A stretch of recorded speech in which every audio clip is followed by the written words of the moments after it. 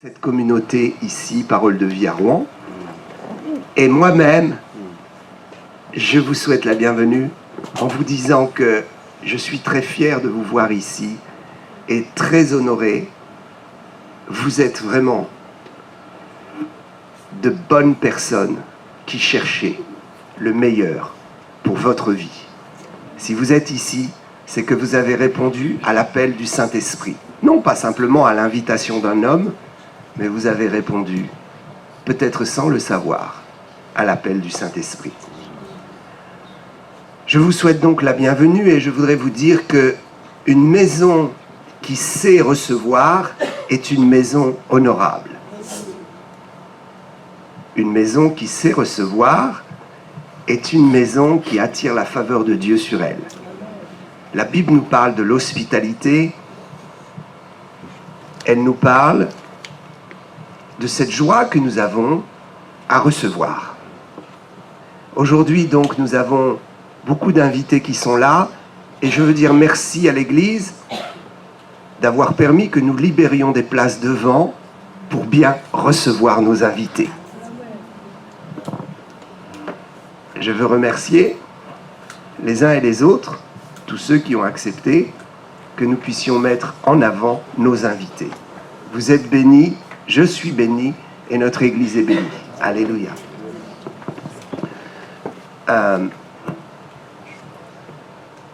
Je voudrais juste lire un texte, après quoi nous allons chanter encore un chant. Je crois que Pascal, tu as un chant que tu aimes bien et Myriam va nous conduire dans ce chant. Amen. 1 Corinthiens, chapitre 8. Première épître de Paul aux Corinthiens, chapitre 8 et verset 2. Si quelqu'un croit savoir quelque chose, il n'a pas encore connu comme il faut connaître. Si quelqu'un croit savoir quelque chose, nous avons tous quelque chose à apprendre. Jusqu'à la fin de nos jours, jusqu'au dernier souffle, nous avons quelque chose à apprendre. Celui qui pense qu'il n'a plus rien à apprendre fait naufrage. Et il n'a pas connu comme il faut connaître. Si vous voulez vraiment connaître les choses et les mystères de ce monde, de cette vie, les mystères de Dieu, il faut toujours chercher à apprendre et à connaître. Et il faut avoir suffisamment d'humilité pour se dire « Je dois continuer ma route dans la connaissance. » Je dis cela pourquoi ? Parce que dans nos milieux évangéliques, nous sommes fiers de pouvoir dire qu'un homme de Dieu n'est pas formé quand il a fini sa formation théologique. Mais la vraie formation est celle qui dure toute la vie. Amen.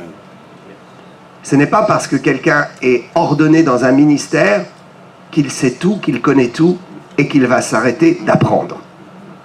Celui qui est dans cette mentalité fera naufrage. Je me réjouis parce que plus nous avançons dans le ministère, plus nous découvrons, plus nous apprenons. Nous apprenons des uns et des autres, nous apprenons par la puissance du Saint-Esprit, et nous pouvons garantir à l'Église que celui qui est dans le ministère sera toujours dans la fraîcheur du moment, sera toujours dans la fraîcheur de la circonstance, parce qu'il apprend toujours et il se remet toujours en question. Nous ne formons pas des ministères uniquement pour entrer dans un environnement religieux, mais nous formons des ministères et nous ordonnons des gens, sachant que ces gens vont évoluer dans un environnement dans lequel ils vont toujours progresser. Toujours progresser. Toujours progresser. Si on vous a empêché de progresser, défaites vos liens. Détachez-vous des liens qui vous empêchent de toujours progresser. Paul est quelqu'un qui sait de quoi il parle. Il est monté jusqu'au 3e niveau, au 3e ciel, dans le royaume de Dieu, et il a reçu une connaissance qu'aucun homme n'avait reçue et n'a reçue jusqu'à aujourd'hui. Et pourtant, il dit que celui qui est sage, qui sert Dieu et qui est sage, continue d'apprendre. S'il croit tout savoir. Il y a des gens qui pensent tout savoir. Dans nos milieux, ce que la Bible nous apprend, c'est que nous devons marcher dans l'humilité. Et je bénis le Seigneur de ce que tous les ministères que j'ordonne sont éduqués dans l'humilité et dans la recherche de la progression. Alléluia. Et verset 3, mais si quelqu'un aime Dieu, celui-là est connu de Dieu. Je vais vous dire une chose qui est très importante. Retenez-le. Et si vous servez Dieu, retenez-le. La connaissance est utile à Dieu si nous marchons dans l'amour. Ce qui détruit la connaissance, c'est de ne pas aimer. Le fondement de notre connaissance, le fondement de nos ministères, c'est l'amour de notre prochain. Plus je vais aimer, et plus ma connaissance sera utile à l'humanité. Plus je vais aimer, et plus ma connaissance sera utile à l'humanité. Paul reprendra cette idée dans 1 Corinthiens 13. Si je n'ai pas l'amour, je ne suis rien. Alléluia. Je veux vous annoncer que nous vous aimons, que l'amour de Dieu nous envahit, et que si nous ordonnons des ministères, c'est pour que ces ministères manifestent l'amour de Dieu et puissent donner leur connaissance sur la base de l'amour, en désirant toujours progresser. Alléluia. L'amour nous fait progresser, l'amour nous apprend. Plus vous allez aimer, plus vous allez apprendre. Plus vous allez vous efforcer à entrer dans la dimension de l'amour de son prochain, de votre prochain, et de vous-même, et plus vous allez progresser dans la connaissance. L'amour nous enseigne. Quand j'ai des a priori sur quelqu'un, et que je m'efforce à l'aimer, à l'approcher, en l'approchant, en le découvrant, je vais apprendre. Je vais apprendre ce qu'est l'humain, je vais apprendre les principes de fonctionnement, de communication, et je vais être garanti que je pourrai avancer. L'humanité ne peut avancer que si elle sait communiquer. Seuls, nous ne servons à rien. Seuls, nous mourrons. Seuls, nous souffrons. Mais ensemble, nous pouvons progresser. Et comment pouvons-nous être ensemble? En nous aimant les uns les autres de l'amour de Dieu. Je bénis le Seigneur pour cet homme et je veux rendre hommage au Saint-Esprit dans ta vie, Pascal. Parce que tu as quelque chose, tu as une grâce. Il y a un dépôt de douceur et d'amour en toi qui me rassure et qui me fait dire que tu vas aller loin en tant que pasteur. Amen. Amen. Vous irez loin lorsque vous manifesterez une capacité d'aimer. Votre amour vous fera prendre en considération ce que vous connaissez. Votre amour vous permettra de sublimer votre connaissance. Votre amour pourra vous comprendre, vous faire comprendre et progresser dans votre connaissance.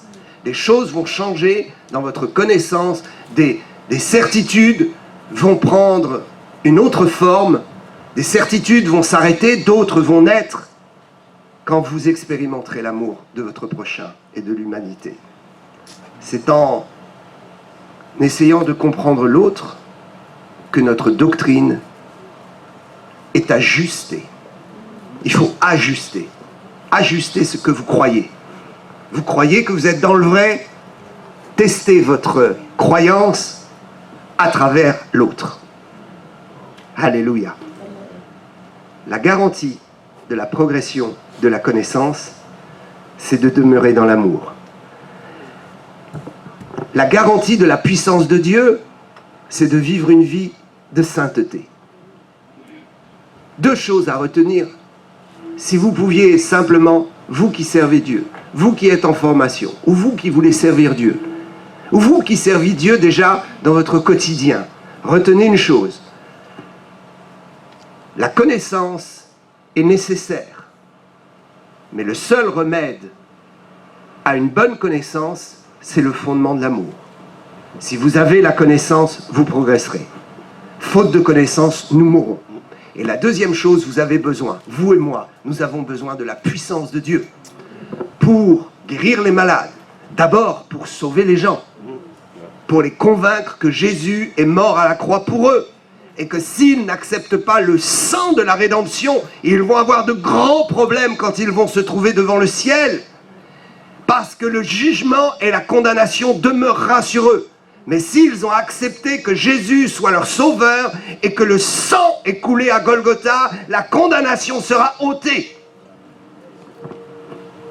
Donc nous avons besoin de la puissance de Dieu pour convaincre les cœurs. Or, qu'est-ce qui garantit la puissance de Dieu? La sainteté. Retenez, l'amour garantit la connaissance absolument nécessaire et la sainteté garantit la puissance absolument nécessaire. Nous avons besoin de la connaissance et nous avons besoin de la puissance de Dieu. Et nous garantissons ces deux facteurs et ces deux éléments importants dans nos vies par l'amour et par la sainteté. Vivez une vie d'amour et une vie de sainteté et Dieu garantira votre succès. Alléluia. Que Dieu soit loué, que Dieu soit loué. Te remercier d'être là aujourd'hui avec toi, avec Florence, avec la famille et toute la communauté ici présente pour célébrer ce jour important. Je te vois et je peux m'empêcher de repenser à toutes nos vies respectives, à tous ces instants que nous avons passés ensemble. J'ai bien entendu le pasteur qui a dit qu'on ne reviendra pas sur la vie, donc on ne reviendra pas sur ça, mais je ne peux pas m'empêcher d'avoir un petit sourire en coin. Et aujourd'hui, parce qu'on ne prend pas toujours le temps, je voulais profiter de cette présence pour te remercier pour tout ce que tu as déjà fait pour moi. Tu as toujours été présent, tu m'as toujours cherché à me guider, à me donner des bons conseils, même si on ne les suit pas tous, toujours non plus. Mais je sais que tu as toujours été présent et que si j'ai besoin de quoi que ce soit, tu es toujours là, à avoir une oreille pour moi. Merci aussi pour ta gratitude et puis je sais que tu es toujours présent pour nous et pour nos parents. Donc un grand merci. Aujourd'hui est un jour particulier, un jour de joie, un jour d'amour, un jour de bonheur. Et je ne te souhaite pas de réussir. Je sais que tu réussiras. Yes. Parce que tu es...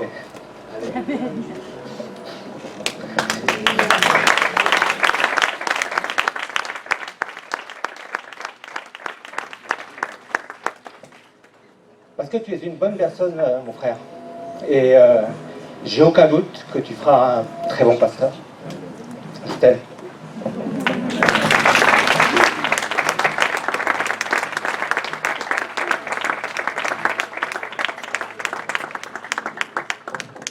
Merci beaucoup Lionel.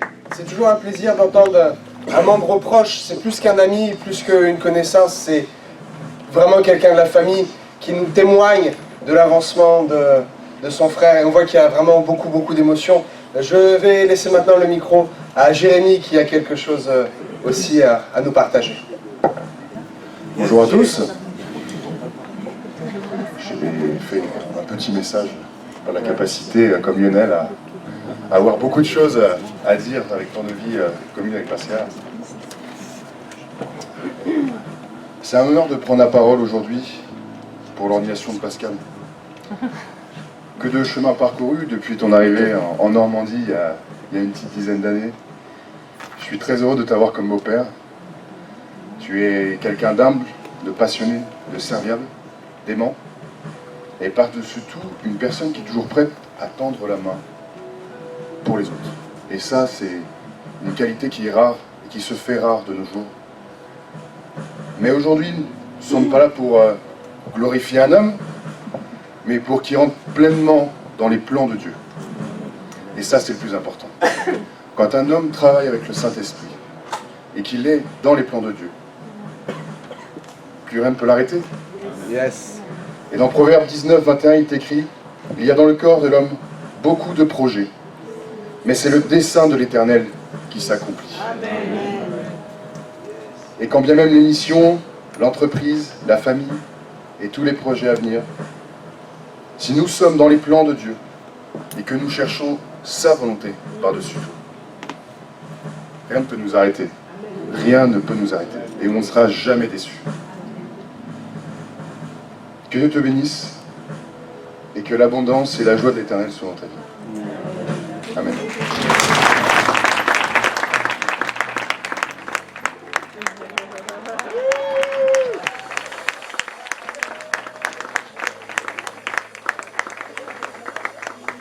Jérémie, la Bible est formelle. Moi et ma maison, nous servirons l'Éternel. Ta maman a été ordonnée, ton beau-père est ordonné, ta sœur sert merveilleusement dans la louange, mais ton tour n'est pas fini. Ton tour arrive. Dieu va te rattraper. Le Seigneur va changer les choses au cours de ton existence, particulièrement l'année prochaine, parce que le Seigneur veut que toi aussi tu fasses quelque chose dans l'Évangile, et c'est très sérieux ce que je dis.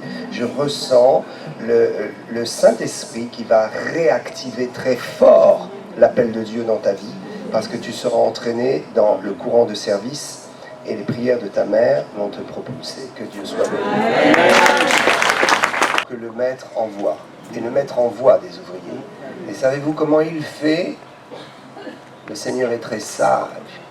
Il commence par susciter dans les familles qui sont déjà connectées avec le sacerdoce.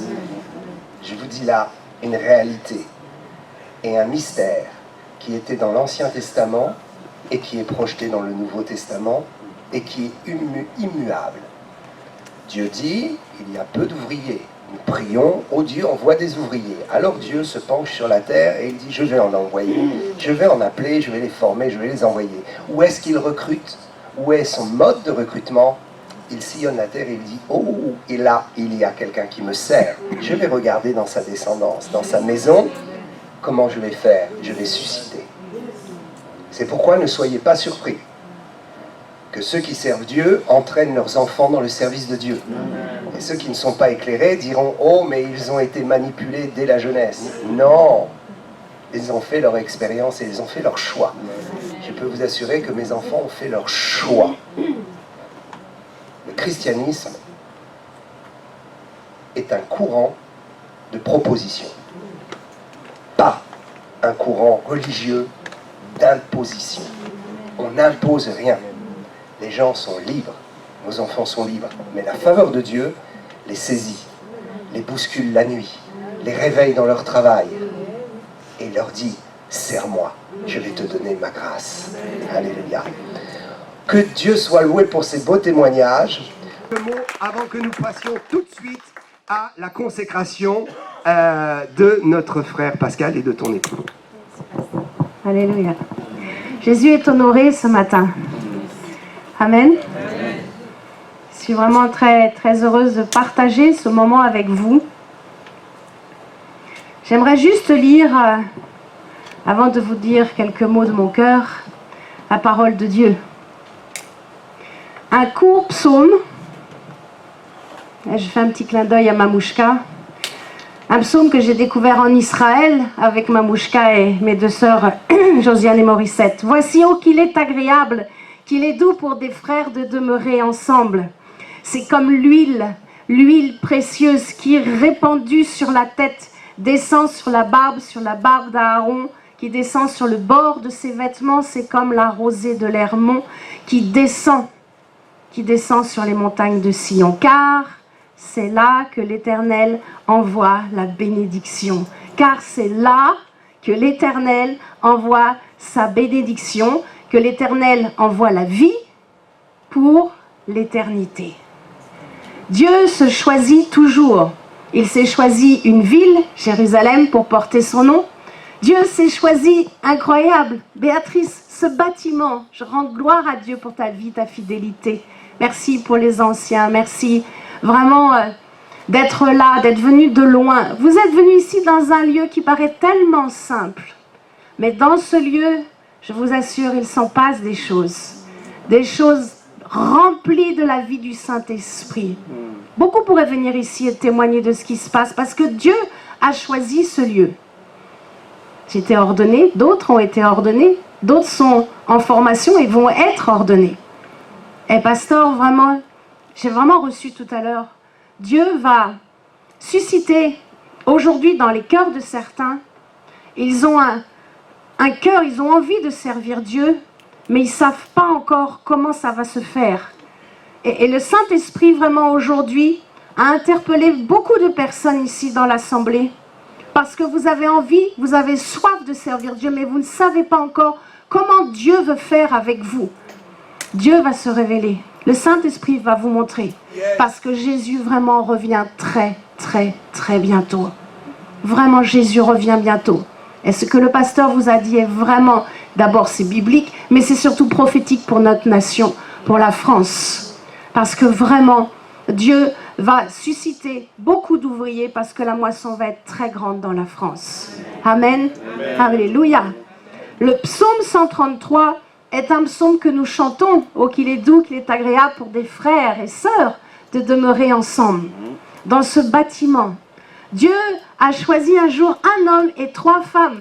Et on a commencé ici. Et je bénis le couple pastoral pour leur amour, pour leur fidélité, pour tout ce que vous avez fait toujours pour l'avancement et pour la réussite de tous ceux qui ont franchi la porte. Certains sont partis, certains nous ont quittés. Mais c'est leur choix. Vous avez toujours fait le choix de pousser vers l'avant et de nous tirer vers le haut. En tous les cas, c'est ce que le Saint-Esprit a fait à travers le couple pastoral pour ma propre vie, pour la vie de Jérémie, de Myriam, la vie de Saya, pour aussi la vie de Pascal. Et Dieu t'a choisi. Dieu t'a choisi pour être encore plus qu'un homme qui aurait pu réussir simplement sa vie. Il t'a choisi vraiment pour le servir. Parce que Dieu n'a pas regardé à l'aspect. Et Dieu ne regarde pas à votre aspect, il regarde à votre cœur. C'est ce que Dieu cherche. Il regarde votre cœur. Et si vous désirez le servir, je vous assure, l'huile un jour coulera sur votre tête. Peut-être on ne sera plus dans ce bâtiment, je ne sais pas. Mais un jour, l'huile va couler sur votre tête et vous allez le servir. Et Dieu va vous emmener de gloire en gloire. Il y a ici, je le sais, je le sens en esprit. Et il y en a qui vont être des pasteurs, parce qu'il y a une onction pastorale qui est répandue, parce que le Saint-Esprit est en train de mettre même la conviction dans certains cœurs. Et vous dites, mais pourtant, dans ma vie, je fais juste ce petit travail-là et je suis bien. Mais Dieu vous appelle à entrer dans une onction pastorale, une grande onction, pour l'éternité. La bénédiction qui est déversée sur notre tête, ce n'est pas juste pour là aujourd'hui, ce n'est pas juste pour là pendant notre pèlerinage terrestre, c'est pour l'éternité. Éternellement, au moment où l'huile coule sur ta tête, on sait qui tu es. On sait pour l'éternité. C'est merveilleux, n'est-ce pas? Dieu se choisit des lieux, Dieu se choisit des hommes et des femmes, Dieu se choisit des villes. Et Dieu se choisit un homme parce qu'il a un cœur de berger. Un homme parce qu'il a simplement un cœur qui veut se connecter avec Dieu. Et quand je t'ai connu, si je m'étais basée juste à ce que je voyais, je pense qu'on ne serait pas là aujourd'hui. Il y a beaucoup de choses qui nous écartaient, mais on avait un point en commun et qui grandit, qui se fortifie, qui se solidifie. C'est un amour pour Christ. C'est notre amour pour le servir. C'est notre amour pour servir les autres. Et c'est ce que tu as, Pascal. Et je prie que ça grandisse, et ça grandisse encore. Parce que tu vas avoir des bons équipiers, mais tu vas avoir encore une tâche de travail encore conséquente. Tu es un homme très courageux. Et je suis très heureuse de ce que tu es un bon papa, un bon frère, un bon beau-frère, un bon beau-père, un beau frère en Christ, je le crois. Je crois que ton témoignage ici a vraiment confirmé, on pourrait le demander à tous. Vraiment, nous t'aimons et nous sommes très heureux, et moi je suis très heureuse de ce que Dieu est en train de te faire passer par un chemin qui va t'entraîner aujourd'hui dans quelque chose que nous visionnons un peu de loin, mais je le crois vraiment, dans cette réussite qui a été dite, cette pleine réussite dans ta vie. Le Saint-Esprit est avec toi, le Saint-Esprit t'accompagne chaque jour, et je sais que tu as un cœur vraiment, un cœur de berger, un cœur qui aime son prochain. Je suis très heureuse de cet temps d'élévation qui confirme déjà quelque chose que nous vivons, mais qui va t'entraîner, parce que des anges, des nouveaux anges vont venir à côté de toi. Et Dieu est en train de faire vraiment quelque chose de très glorieux. Que le tien comme le mien, que nos cœurs restent humbles et que nous puissions toujours être disponibles pour pouvoir aimer et bénir. Amen. Amen. Amen. Amen. Amen. Alléluia.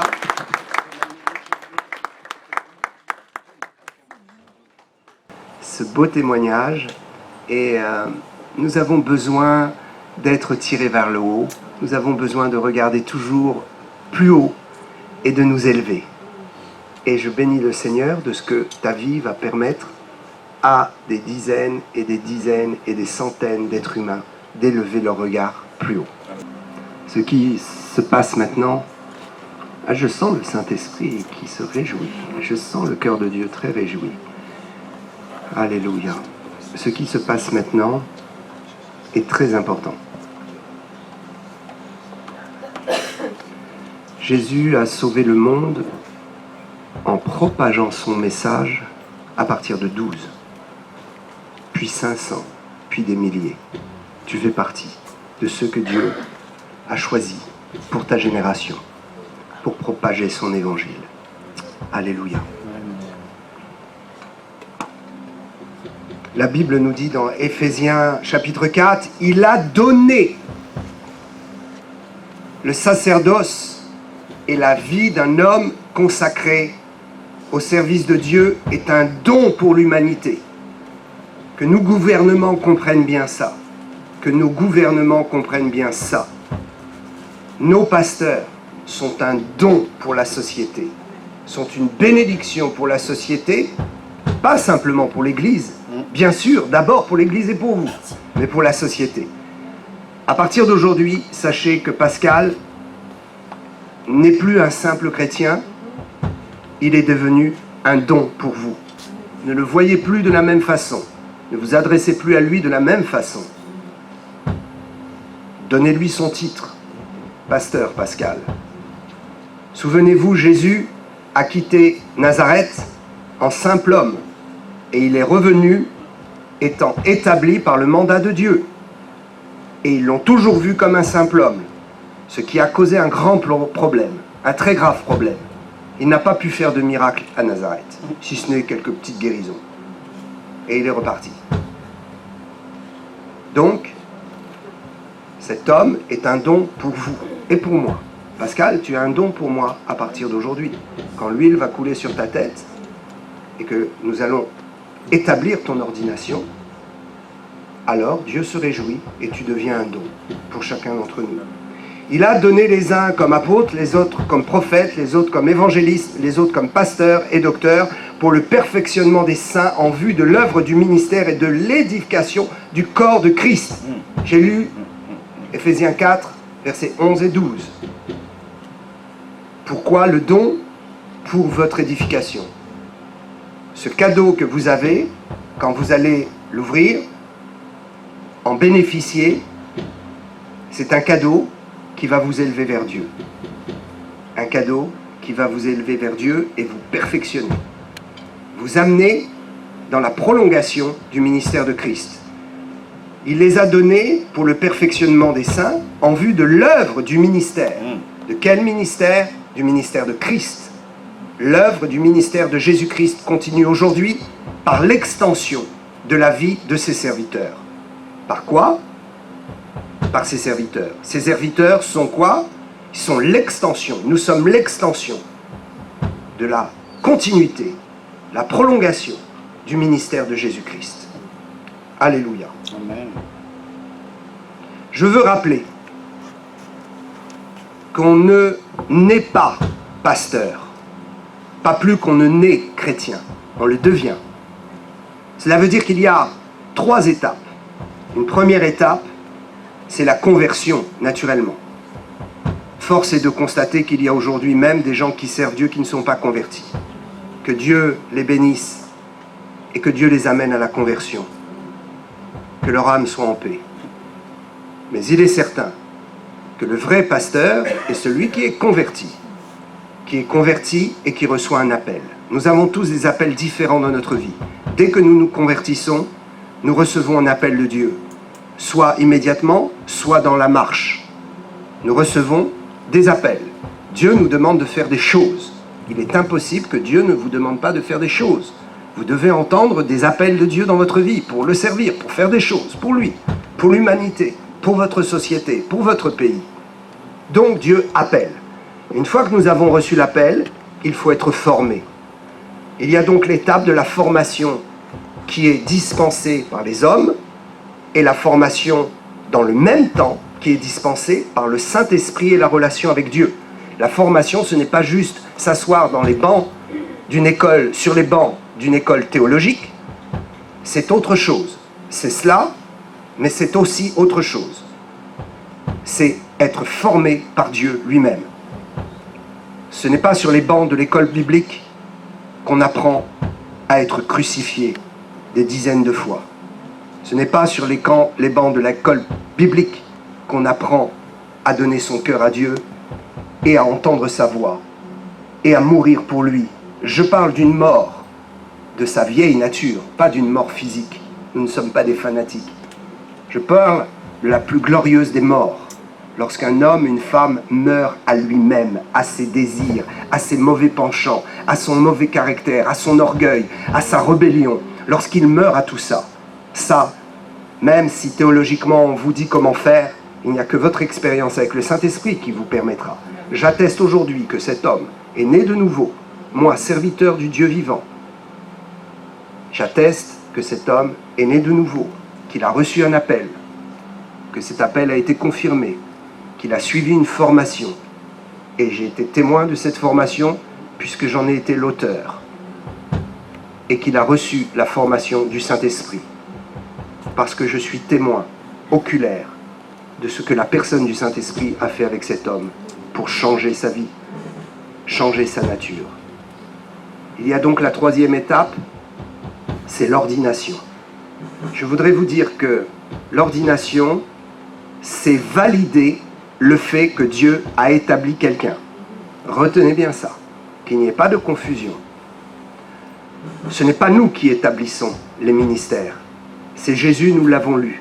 Dieu a donné. Moi, je ne donne pas un pasteur à l'Église. Je ne peux pas établir spirituellement le berger pour les âmes. C'est le Saint-Esprit qui le fait.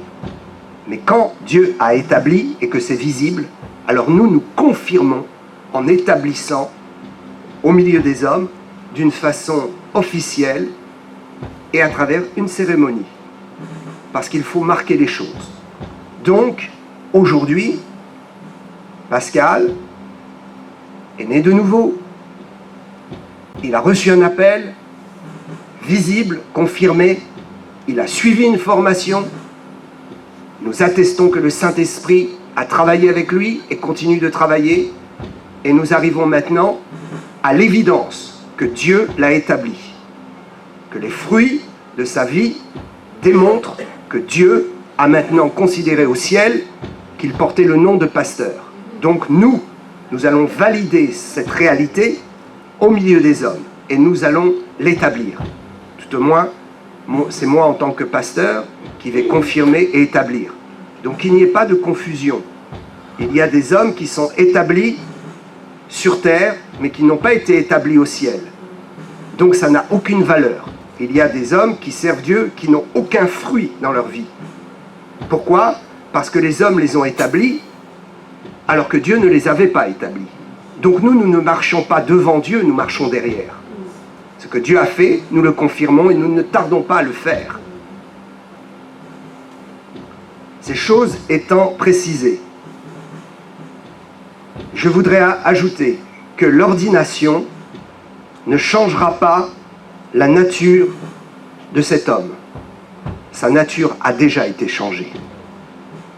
Mais l'ordination lui permettra d'agir avec un mandat au milieu des hommes qui sera confirmé et qui lui donnera une autorité.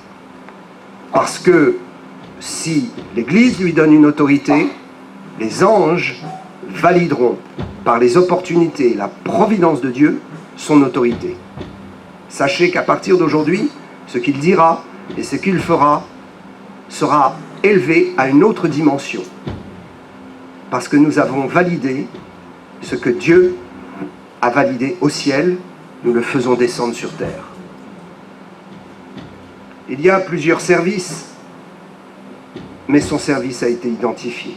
1 Corinthiens 7,17, que chacun marche selon la part que le Seigneur lui a faite, selon l'appel qu'il a reçu de Dieu. C'est ainsi que je l'ordonne dans toutes les églises, que chacun marche selon la part. Cet homme a reçu une part incontestable. Donc, nous l'encourageons à marcher dans cette part. Je voudrais, après ces précisions claires et logiques, vous savez, le dogme religieux est dépourvu de logique. Je parle d'une logique qui est connectée à la conscience. Il y a une logique humaine qui est bonne et qui est vraie. C'est celle qui est connectée à la conscience. Il est logique de ne pas tuer son prochain. Ça, c'est une logique que nous avons au milieu des hommes qui nous montre que si la religion dit « tue ton prochain », la religion a un problème. Parce que ma conscience et la bienséance de la vie humaine nous dit que nous ne devons pas tuer notre prochain. De la même façon, les principes et les raisonnements bibliques sont logiques. Il est logique de dire que nous établissons quelqu'un parce qu'il a fait une formation et parce que nous avons vu que Dieu l'a établi. La formation n'est pas suffisante. Donc après ces énumérations logiques, nous allons passer à la cérémonie.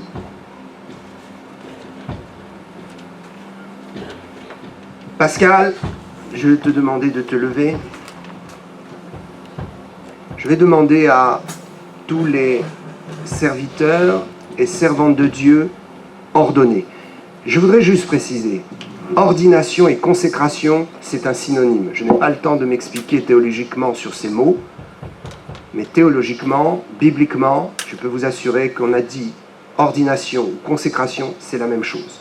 Le mot ordination est plus fort dans notre langage humain, mais qu'on appelle ça consécration ou ordination, c'est pareil. Je préfère ordination parce que le terme, dans notre langage humain, est plus fort. Consécration, c'est la validation d'une mise à part par Dieu. Dieu t'a mis à part. Et nous l'avons suffisamment expliqué. Donc maintenant, je vais demander à ceux qui ont été établis dans le ministère. Je ne vous connais pas, je crois, et je laisse votre conscience vous le dire. S'il y a des personnes ici qui ont été établies dans un des 5 ministères ordonnés ou consacrés, approchez-vous autour de nous.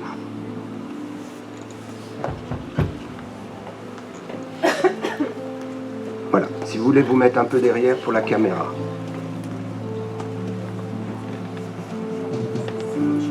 Voilà, il y a encore la place un peu à gauche là, enfin à ma gauche.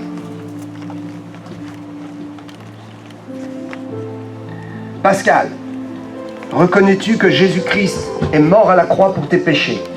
Oui, je le reconnais. Crois-tu qu'il est ressuscité et qu'il vient bientôt pour chercher son Église?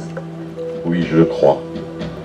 Est-ce que, aujourd'hui, tu t'engages à accepter le sacerdoce et la fonction, le titre de pasteur uniquement de ta propre volonté, de ta propre décision. Personne ne t'a obligé. Personne ne m'a obligé et j'accepte ma propre décision. Alors, sur cette déclaration de foi, je voudrais maintenant que tu prononces tes vœux. Je reconnais que Jésus est le Fils de Dieu, qu'il est mort à la croix pour le pardon de mes péchés et qu'il est ressuscité le 3e jour pour mon salut éternel. Étant appelé par la puissance du Saint-Esprit à être pasteur, je m'engage à servir Dieu dans le respect de sa parole, dans l'obéissance au Saint-Esprit et à la recherche de sa puissance, de la soumission aux autorités établies, dans l'amour de Dieu, de l'Église et de mon prochain, dans l'acceptation des obligations du sacerdoce et dans la fidélité. Je m'engage à poursuivre ma marche en sainteté de vie et être un exemple de piété pour tous, durant toute ma vie. Je proclame la gloire du royaume des cieux sur ma vie et la réussite de mon appel par la seule grâce toute puissante de Jésus-Christ mon Maître. Amen. Est-ce que tu peux mettre ta main sur ton cœur et déclarer, moi, Pascal Biche, Moi, Pascal Biche, je déclare que ma confession de foi, ma confession de foi, celle que je viens de faire, devant Dieu et devant les hommes, devant Dieu et devant les hommes, est irrévocable et éternelle. que Dieu Me donne la puissance, force pour tenir mes engagements et arriver au ciel sans que ces vœux ne soient entachés. Au nom de Jésus.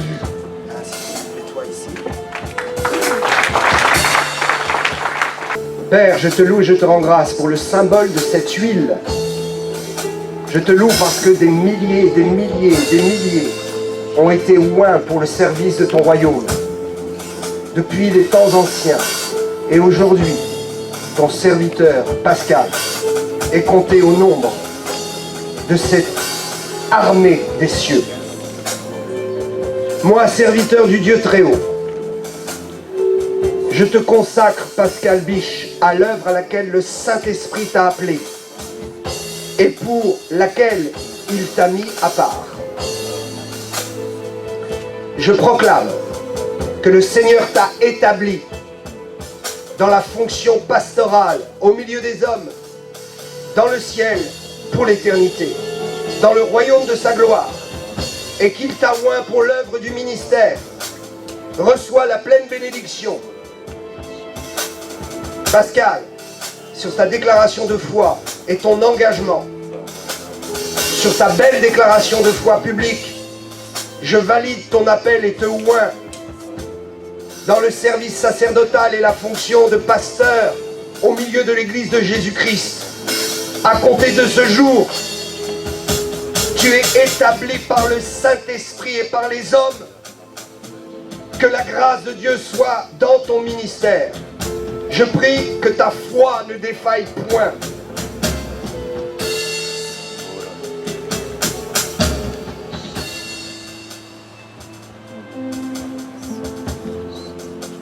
Et que ton évangile demeure celui de la grâce. Moi, serviteur de l'Éternel, appelé et établi selon le Saint-Esprit, je valide le sceau du Saint-Esprit, de l'appel de Dieu sur ta vie, que quiconque s'élève contre cette ordination soit réprimé de la part du Seigneur. Que tout ambassadeur du monde des ténèbres qui s'élève contre toi se heurte à un feu brûlant. Je proclame que tu fais partie de l'armée du Seigneur, de ses serviteurs, et que le cœur du berger est maintenant en toi. Que l'Éternel sauve, qu'il sauve, qu'il sauve et qu'il bénisse encore à travers chacune de tes paroles, chacune de tes actions. Que les portes de ta destinée qui étaient restées fermées jusqu'à aujourd'hui s'ouvrent, que celles, les portes d'or qui devaient s'ouvrir au jour de ton ordination, en ce jour s'ouvrent. Que le monde soit à toi. Que le monde soit à toi. Au nom de Jésus-Christ de Nazareth. Le Saint-Esprit est en train de valider. Le Saint-Esprit est en train de bénir. Le Saint-Esprit parcourt la terre. Et les anges connaissent qui tu es en Dieu maintenant. Merci Père. Merci Père. Est-ce que chacun d'entre vous, vous pouvez lever les mains vers Pascal et prier en langue un instant? Ah,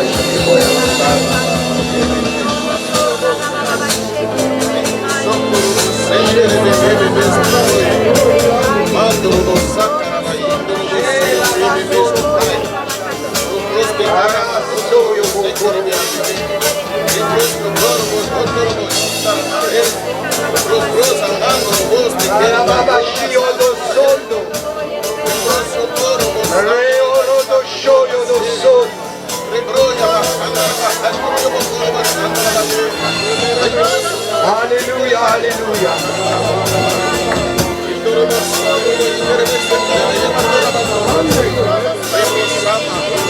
Amen, amen, alléluia. Amen.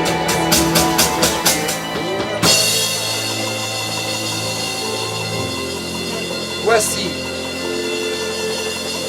un don pour votre vie. Voici un homme de Dieu.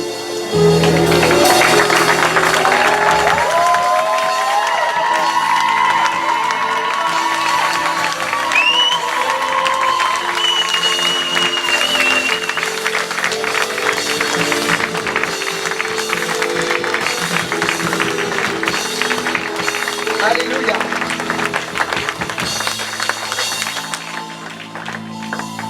Comment tu te sens? Bien, très bien. Brûlant. Alléluia. Brûlant, vraiment. Vraiment, j'ai une chaleur sur la tête, l'huile me brûle. Amen. J'ai vraiment vu en esprit un souffle qui partait, qui a arrosé toute la terre. Je crois que nous allons vraiment être surpris de ce que Dieu va faire avec toi. Les serviteurs et servantes de Dieu, vous pouvez le saluer, l'encourager, le féliciter, voilà. Voilà.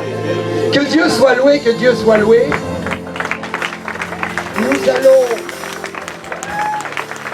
vous donner l'opportunité, nous allons vous donner l'opportunité, l'occasion de saluer Pascal.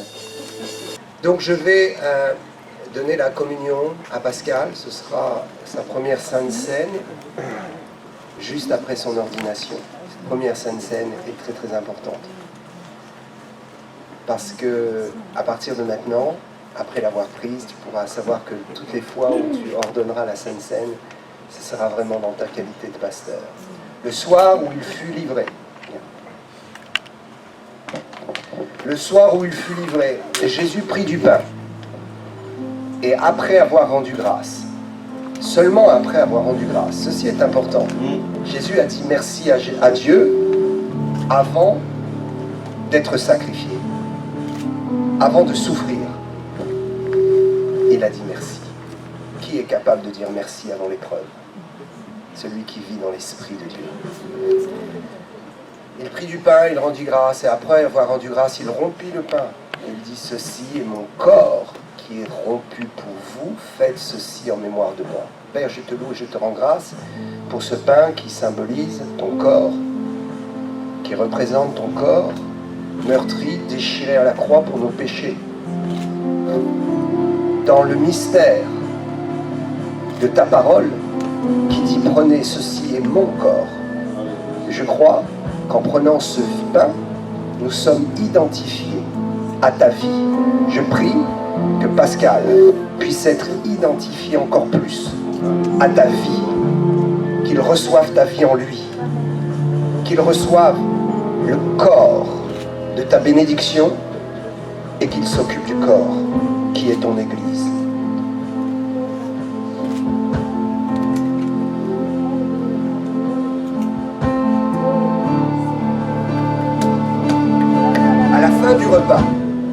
Jésus prit la coupe. Et il dit, ceci est la coupe de la nouvelle alliance en mon sang, qui a été répandue pour plusieurs. Faites ceci en mémoire de moi, toutes les fois où vous le pourrez. Aujourd'hui, nous nous réjouissons de ce que 2000 ans après, nous pouvons le faire en toute liberté, en toute conscience et en toute vérité. Père, j'élève cette coupe. Merci pour ton sang qui a coulé à la croix. Nous nous identifions à tes souffrances et nous recevons tes souffrances en nous comme une purification de nos péchés. Nous recevons ton sang sur nous comme une purification de notre être tout entier. Ton sang a coulé et nous communions aussi à ton sang aujourd'hui. À ton nom soit toute la gloire, Jésus. Pascal, si tu veux te lever, te mettre à genoux ici.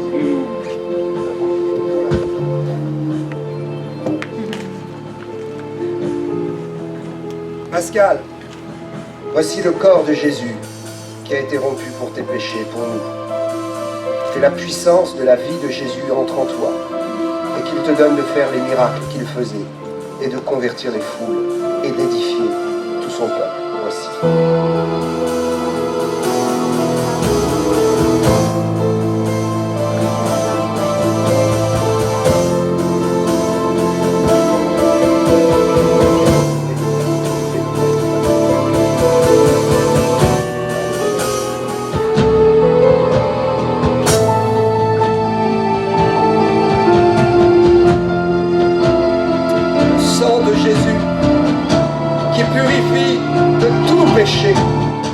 Le sang de Jésus qui plaide devant Dieu notre vie éternelle.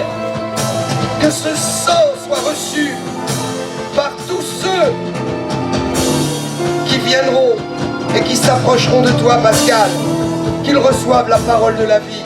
Voici le sang de Jésus qui a coulé pour nos péchés.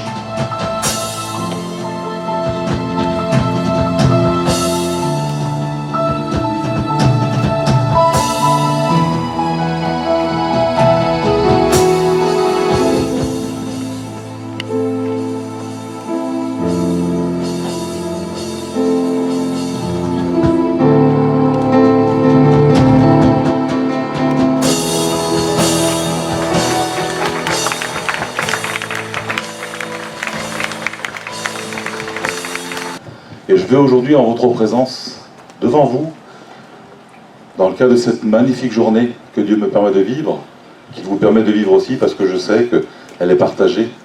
Je veux montrer cette grâce aussi qu'il me donne par mon offrande à ton ministère, pasteur. Parce que si je suis là aujourd'hui, je le suis par la grâce de Dieu, mais parce que tu m'as soutenu, parce que tu m'as enseigné. Et je veux vraiment encourager devant tous ceux qui sont là, et il y en a qui sont venus de loin, qui ne te connaissent pas.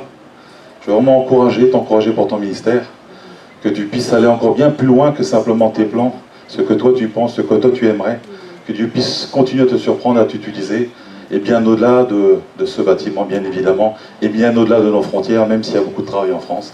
Je veux vraiment de tout cœur te donner cette offrande. Seigneur, je te loue et je te rends grâce, je te bénis pour cette offrande qui est semée dans ton royaume. Merci pour l'expansion du ministère de la grâce. Au nom de Jésus, Amen. Amen, Amen, Amen. Que Dieu soit loué.